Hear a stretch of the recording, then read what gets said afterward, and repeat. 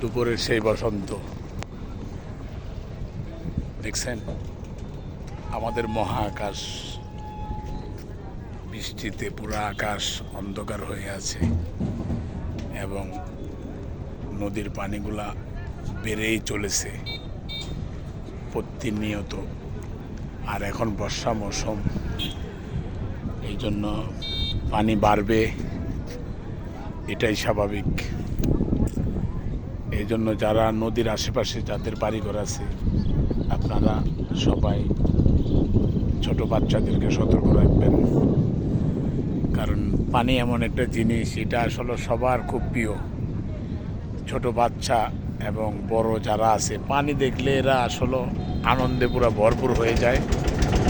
এই জন্য আপনারা সবাই এই বাচ্চাদেরকে একটু নজরে রাখবেন। আর যারা বড় আছে তাদের তো সমস্যা নাই, তারা অবশ্যই পানি দেখলে সাঁতার জানে, তারপরেও অনেক দুর্ঘটনা ঘটে যায়। অনেক মানুষ পানিতে তলায় যায়, ডুবে যায়, মারা যায়। এই জন্য আপনারা বাচ্চাদের দিকে নজর রাখবেন। আর ছোট যারা আছেন তারা অবশ্যই তাদেরকে পানির থেকে রাখবেন। হ্যাঁ, কত সুন্দর একটা দৃশ্য, অনেকদিন পরে আসলাম এখানে, এই জন্য ভিডিও করতেছি। আর দেখেন বন জঙ্গল, সাগর, নদীর যেরকম কুল কিনার নাই, আমরা আমাদের মানুষদের যে মনটা, সেটারও কোনো কুল কিনার নাই। কারণ কখন এই মন যে কি চায় কেউ বলতে পারে না। হ্যাঁ, কখন যে মন কি চায় কেউ বলতে পারে না। এই জন্য কথায় আছে, মন কি চায় একমাত্র সৃষ্টিকর্তাই জানেন, এছাড়া আর কেউ বলতে পারে না। মনের খবর জানেন উনি, বোঝেনও উনি।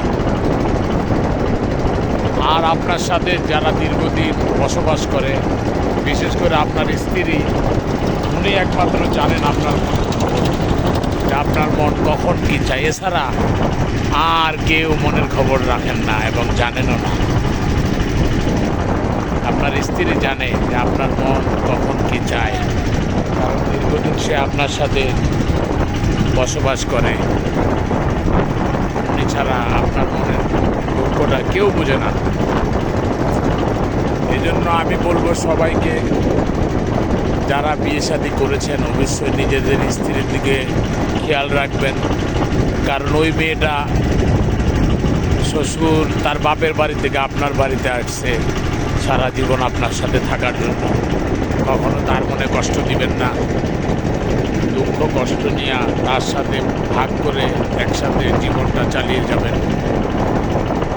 আমরা কিছু কিছু পুরুষ আছে যারা বিভিন্ন সময় স্ত্রীদের গায়ে হাত তুলে মারধর করে, এটা থেকে আপনারা বিরত থাকবেন এবং ওদেরকে টেক কেয়ার করবেন।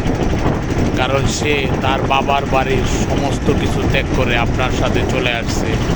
সৃষ্টির বিধাতার বন্ধন আপনার সাথে ছিল বিদায় 3 কথার মাধ্যমে সে আপনার সাথে জীবন সঙ্গিনী হয়ে সারা জীবনের জন্য চলে আসছে। এই জন্য তার মনে কখনো কষ্ট দিবেন না। দুঃখ কষ্ট দিয়ে আসলে মানুষের জীবন। আমি আসলে আমার স্ত্রী সন্তানদেরকে অনেক ফিল করি, কারণ ওরা বাড়িতে থাকে, আমি দূরে থাকি। তাদের সাথে সময় দেওয়ার মতো সময় থাকে না চাকরির ক্ষেত্রে। এই জন্য প্রত্যেকটা মুহূর্ত তাদেরকে ফিল করি। তাদের সাথে থাকা, যখনই একসাথে থাকি পরিবারের সবাইকে নিয়ে অনেক আনন্দ লাগে। যখন চলে আসি তখন এই দুঃখটা বলতে পারি না। কেউ আসলে স্ত্রী সন্তানদেরকে কষ্ট দিবেন না। আপনি ছাড়া ওই মেয়ের স্ত্রীর আর কে আছে বলুন? কারণ দুঃখের সাথীও আপনি, সুখের সাথীও আপনি। এই জন্য কখনো তাকে কষ্ট দিবেন না, তাকে আগে ধরে রাখবেন। আসসালামু আলাইকুম।